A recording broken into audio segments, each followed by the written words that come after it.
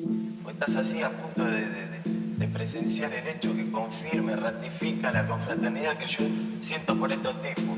El punto G de la música. Tsy asina fosika dia aleolo hiala ny haintoks afany androany anjara fitenenany tamas Tizzy Box tsy hoe tiktoks fanjarany tsiraray mandanjalanja an'le onjan'le TALA BOX efa betsaka ny akamany taraiky anaty soin dia misy koa ny akamany manary fa tsy point natala miodina alefa hodonany sodina fa tsy tongizina anaty refarina amin'ny sangodina Niala fianiny keo vakamo andeha peisaka fa tsy tany tsisy alana tsy airarana tsy airafana de tandremo mipaimana fa tsy hotamana de avy eo hitady fika say alana mifanontany hoe enona ny sera koziky fatreto mbola esy manao sera akaro ny inspiraka hatrany farany taipiraka teny mbola mandeha kitso-po fa tsisy maniraka tsy ankifidy fa na amilay mampiritirity na mangidy de aza fatra mpifidy fa so hidy vazana de rehefa avy eo tsy tazana fa manao fialany mazana fa razana yao tsy asina fosika dia aleolo hiala ny haintoks afany androany anjara fitenenany tamas Tizzy Box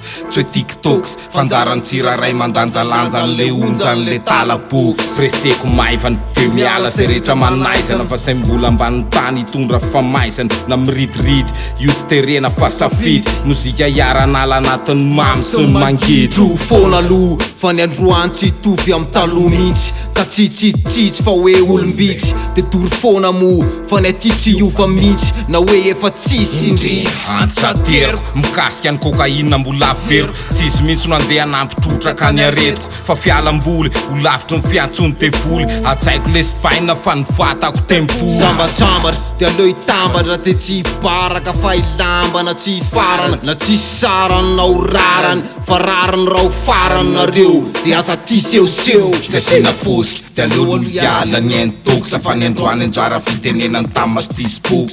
tsy hoe tiktoks fanjarany tsiraray mandanjalanja an'le onjan'le TALA BOX